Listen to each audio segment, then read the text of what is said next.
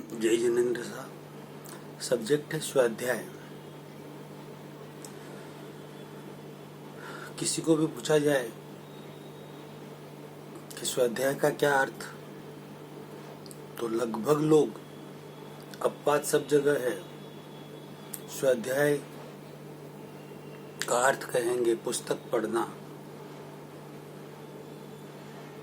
ग्रंथों को पढ़ना, आगमों को पढ़ना, गीता, भागवत, रामायण, महाभारत, पुराण, उपनिषद, वेद वगैरह वगैरह जो ग्रंथ है उनको पढ़ना, उनका स्वाध्याय करना, उनका पठन पाठन करना। लगभग साधारण अर्थ यही जानते हैं सब।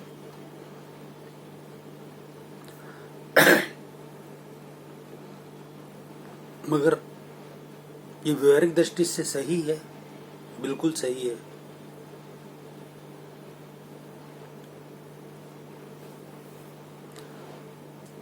मगर निश्चय नय की दृष्टि से, रियल दृष्टि से स्वाध्याय का अर्थ अलग है। स्व यानी कि खुद, खुद कौन? मैं आत्मा।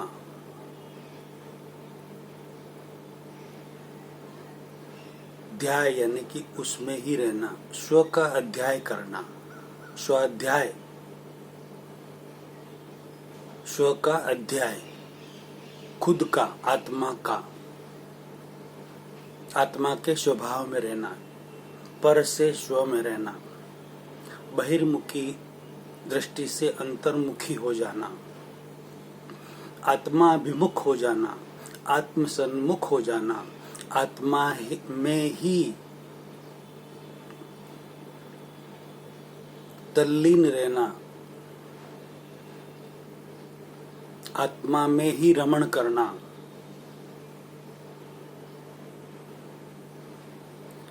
इसे कहते हैं स्व का अध्याय। ये रियल में स्वाध्याय की परिभाषा है, निश्चय नय की दृष्टि से। व्यवहारिक दृष्टि से जो बात की थी वह बिल्कुल सही है।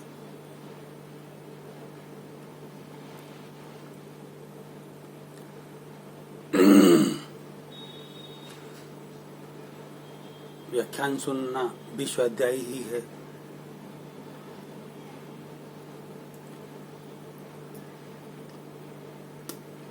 सॉरी,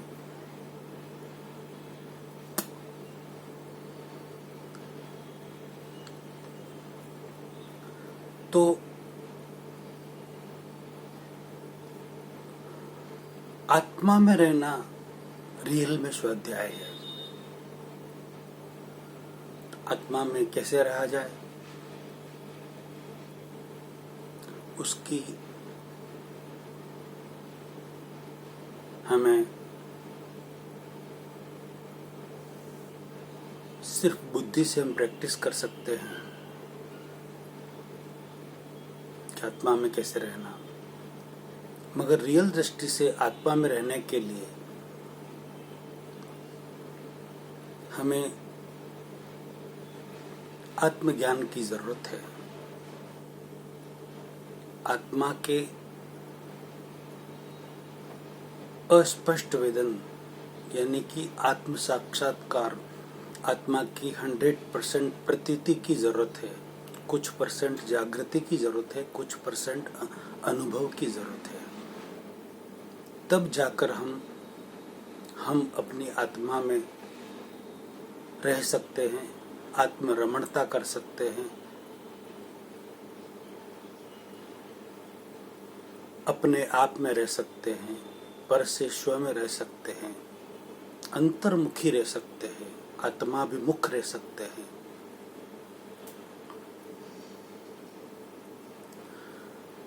वेद ज्ञान के बिना, आत्म साक्षात्कार के बिना, सेल्फ रियलाइजेशन के बिना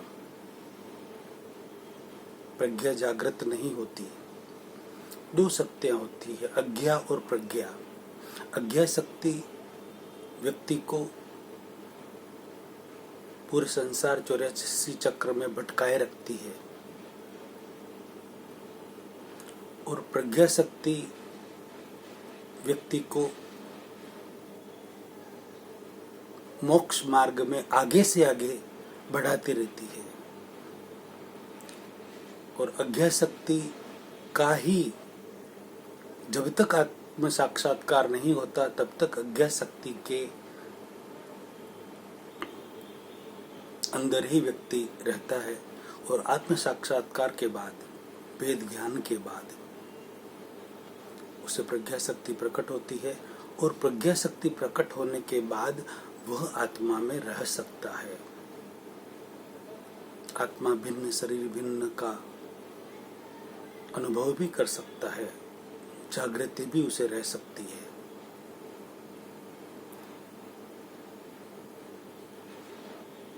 अब प्रश्न खड़ा होता है कि आत्मज्ञान कैसे मिले,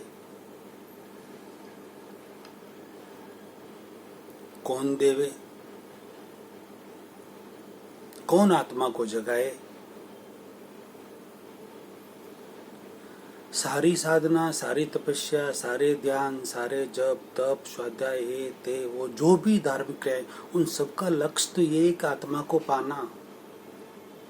अनंत भव से ये जीव भटक ही रहा है, लेकिन आत्मा को नहीं पाया उसने। चौथा, तीसरा और चौथा आरा भी चला गया, सतयुग चला गया।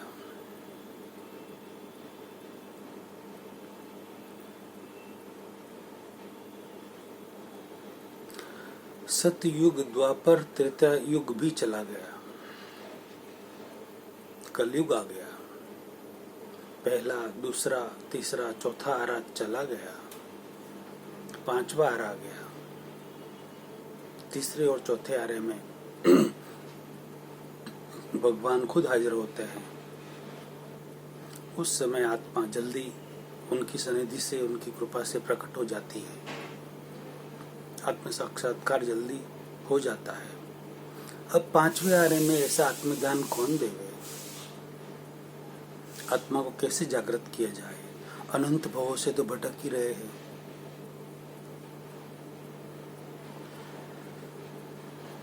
तो जैसे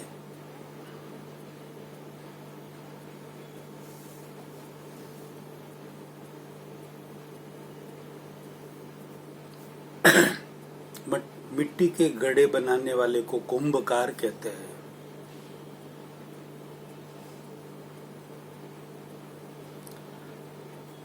खेती करने वाले को काश्तकार कहते हैं, सोने के काम करने वालों को स्वर्णकार कहते हैं।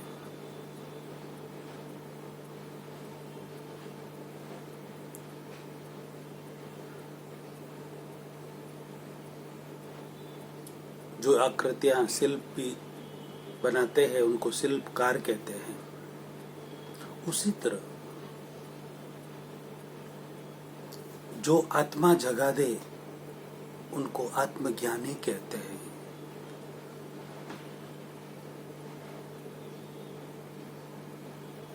अतीन्द्रिय ज्ञानी पुरुष कहते हैं, यानी कि जिनकी आत्मा जागृत हो चुकी है,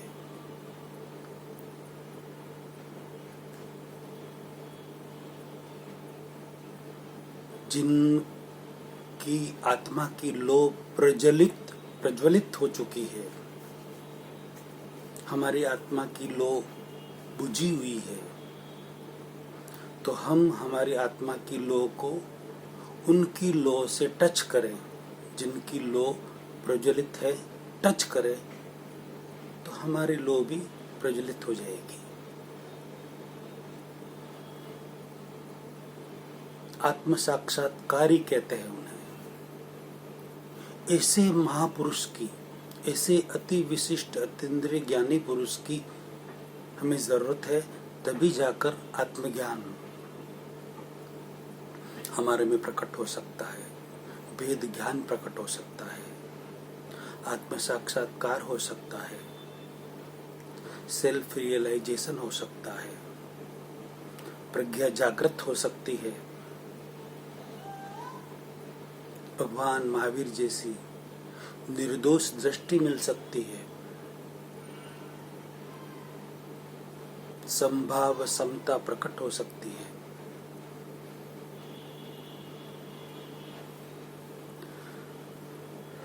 व्यवहारिक दृष्टि से जो भी गुणस्थान हो, निश्चय नय की दृष्टि से 12वां गुणस्थान मिल सकता है।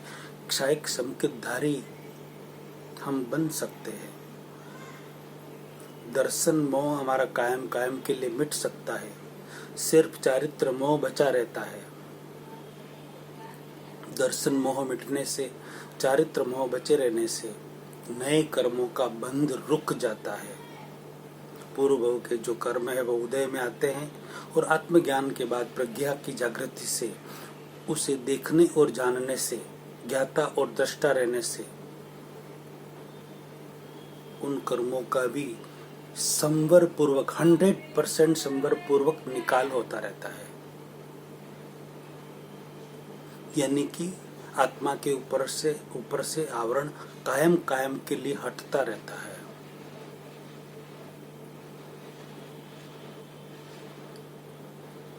वह स्थिति मेरी खुद की है। मैं किसी को ज्ञान नहीं दे सकता, आत्म साक्षात्कार नहीं करवा सकता, लेकिन मुझे आत्मा का साक्षात्कार है। ऐसे अति विशिष्ट अतीन्द्रिय ज्ञानी पुरुष की जरूरत है। मुझे भी आत्मज्ञान मिला है, ऐसे पुरुष की जरूरत है। जिनसे मिला ऐसे पुरुष की जरूरत है। वो आप सब में भी आत्मज्ञान प्रकट करवा सकते हैं यदि आप चाहो तो।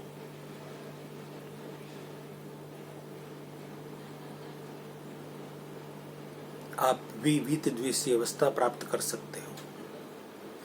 आप भी अर्थ ध्यान, रौद्र ध्यान से मुक्त हो सकते हो।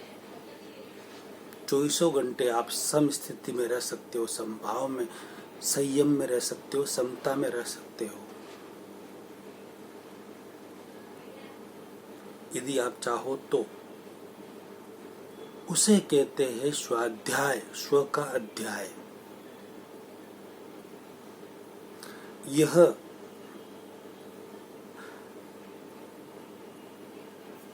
इस पर तो मैं जितना बोलूं उतना कम, कोई लिमिट नहीं। 2-5 वीडियो और भी बन सकते हैं, लेकिन इस वीडियो को यहीं पूरा करते हैं। ये गूढ़ रहस्यों वाला वीडियो लाखों करोड़ों व्यक्तियों में पहुंचाकर अनुमोदना का पुण्य कमाए, जागृति फैलाएं, सबको आत्मज्ञान मिले, सबको प्रत्यक्ष हाजरा हजूर वर्तमान तीर्थंकर श्री सिमंदर स्वामी का शरण मिले। उनकी परम कृपा से, अनुकंपा से केवल ज्ञान प्राप्त कर, निर्वाण प्राप्त कर, सब अंतिम लक्ष्य मोक्ष को प्राप्त करे। यही मंगल कामना और भावना के साथ जय जिनेंद्र शाह। अगला प्रवचन अगले वीडियो में नए सब्जेक्ट के साथ। जय जिनेंद्र शाह।